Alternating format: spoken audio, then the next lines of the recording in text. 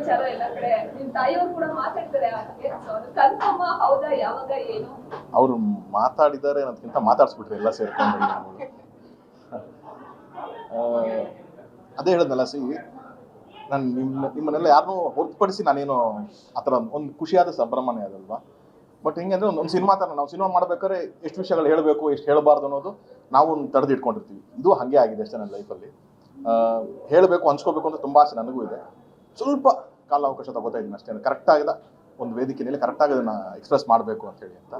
ಹಾಗಾಗಿ ಸ್ವಲ್ಪ ಸೈಲೆಂಟ್ ಆಗಿದ್ದೀನಿ. ನಾನೇನು ಡಿನೈ ಮಾಡ್ತಿಲ್ಲ, ಬಟ್ ಸೈಲೆಂಟ್ ಆಗಿದ್ದೀನಿ. ತುಂಬ ವೆರಿ ಶಾರ್ಟ್ ಟೈಮಲ್ಲಿ, ತುಂಬ ಈ ವರ್ಷ ಅನ್ನೋದು ತುಂಬ ವೆರಿ ಶಾರ್ಟ್ ಟೈಮಲ್ಲಿ. ಮುಂಚೆನೇ ಆಗಿತ್ತಮ್ಮ, ಎಲ್ಲ ತಯಾರಿಗಳು ಮುಂಚೆನೇ ಆಗಿತ್ತು. ಸೊ ಕಾರಣಾಂತರಗಳಿಂದ ಸ್ವಲ್ಪ ನಾನು ಹೋಲ್ಡ್ ಮಾಡಿದ್ದೀನಿ. ಸೊ ಹೇಳ್ತೀನಿ, ವೆರಿ ಶಾರ್ಟ್ಲಿ ಹೇಳ್ತೀನಿ.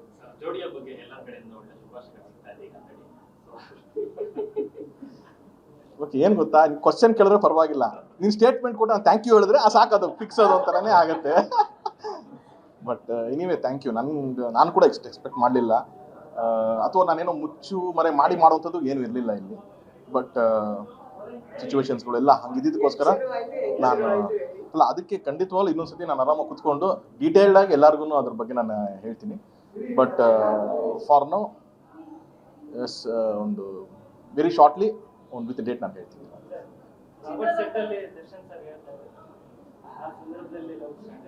ಅಲ್ಲ, ಪರಿಚಯ ಆಗಿದ್ದು ನಮ್ಗೆ ಹಾಗೇನೆ, ಯಾಕಂತಂದ್ರೆ ಅಲ್ಲಿಂದ ಏನು ಖಂಡಿತವಾಗ್ಲಿಲ್ಲ. ಅವಾಗ ಸಾರ್ ತಮಾಷೆಗೆ ಅದನ್ನ ಶುರು ಮಾಡಿದೆ ಅಷ್ಟೇ. ಬಟ್ ಅದಾದ್ಮೇಲೆ ಏನೂ ಇರಲಿಲ್ಲ. ತುಂಬ ರೀಸೆಂಟಾಗಿ ಮಿಕ್ಕಿದ್ದೆಲ್ಲ ಡೆವಲಪ್ಮೆಂಟ್ಸ್ ಆಗಿದ್ದು. ಇಟ್ ಇಸ್ ನಾಟ್ ಹಂಗೆ ಅನ್ಕೊಂತಾರ ಥರದ ಆ ಥರದ್ದು ಏನಲ್ಲ ಅದು.